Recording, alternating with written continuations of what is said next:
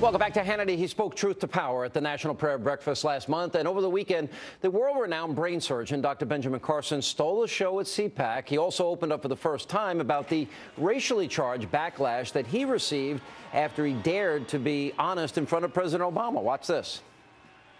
It's very interesting, you know, the outpouring of sentiment that I received after the speech at the National Prayer Breakfast.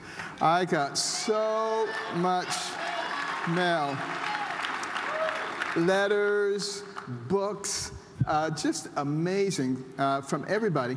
And some of the more poignant ones were from older Americans who said they had given up and they were just waiting to die. And now they felt a sense of revival once again.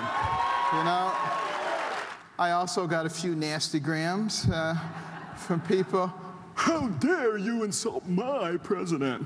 You are a N-word, and you need to get back. You know, it's just unbelievable, you know. But, you know, when did we reach a point where you have to have a certain philosophy because of the color of your skin? When did that happen, you know? Joining me now, the man you just heard from, author of America the Beautiful, director of pediatric neurosurgery at Johns Hopkins Hospital, although soon to retire, Dr. Benjamin Carson. Welcome back, sir. Thank you. Nice to be back. I'm sorry to hear that, but it is so common if you express any conservative thought and you're African-American, you're eviscerated, you're smeared, you're slandered. How bad was it after that prayer breakfast? Well, you know, the vast majority of communications were extremely positive. I have to say that. But there were some of individuals who are relatively narrow-minded and sort of like to put people into categories and boxes and can't understand why you would move off the reservation.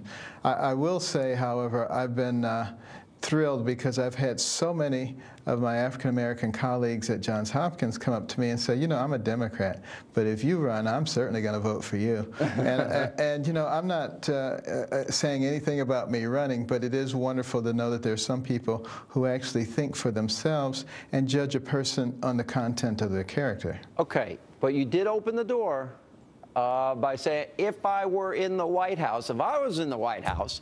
So it does beg the question, and you answered it saying that you will let prayer guide you, but are you thinking about it? Is it in your thought process? Well, I would say certainly if a year or a year and a half from now there's significant sentiment, I would certainly have to give it consideration. But you know how things come and go, so I think it was way too early to even think about it. All right, but you're leaving the door wide open. That's pretty interesting to me. Who do you like? When you look at the different people out there that potentially could run, who impresses you? Well, I certainly like the individual you just had on. Ted Cruz?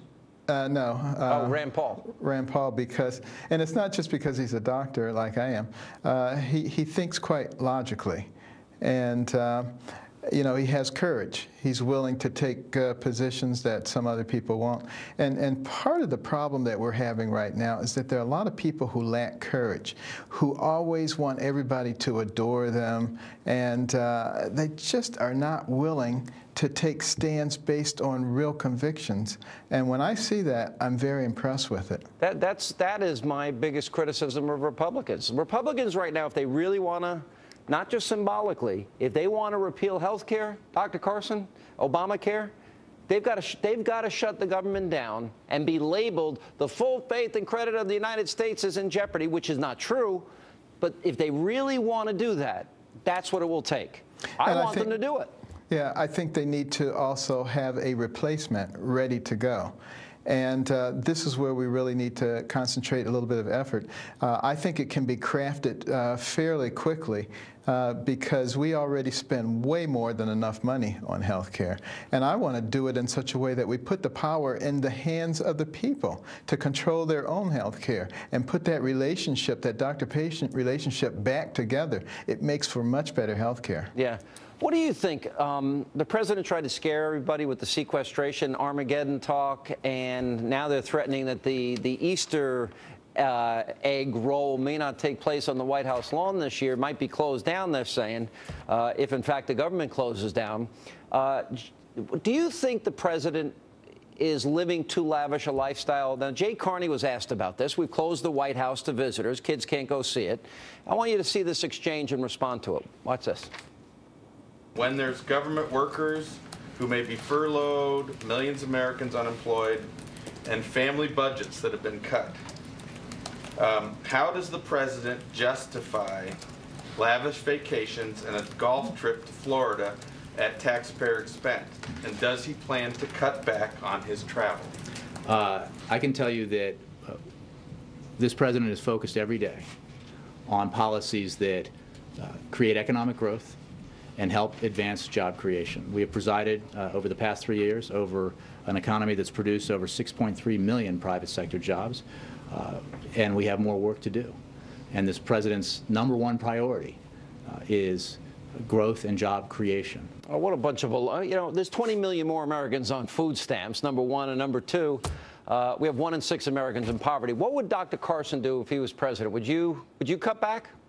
Well, I would certainly cut back, but the way I would cut is evenly, but I would give the managers of each department discretion because they know where the fat is. So they're not going to cut the muscle, they're going to cut the fat. It seems like what the president is doing is trying to cut in the places where it hurts the most in order to prove a point. And if ever the mainstream media reaches a point where they recognize that if we destroy this nation and destroy the economy, they too will be destroyed, I think at that point they will start asking the tough questions and helping to move the population in the right direction. Don't hold your breath, Dr. Carson. I declared in my own medical way the media in this country dead. May they rest in peace. All right, good to see you, sir. Thanks for being with us. You too. Thanks. And coming up next, shocking images out of Cairo this weekend after a mob of vigilantes brutally murdered and hanged 2 men accused of robbery. We have that gruesome video. We'll check in, we'll show it to you, and then Liz Cheney and Pat Goodell will join me to answer this simple question. Why is your hard-earned tax dollars going to such a radical country? And don't forget, log on to our special companion site. We always want to hear from you.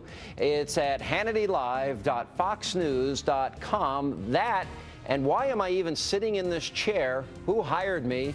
And what about his background saw something in me that I didn't know existed? Straight ahead.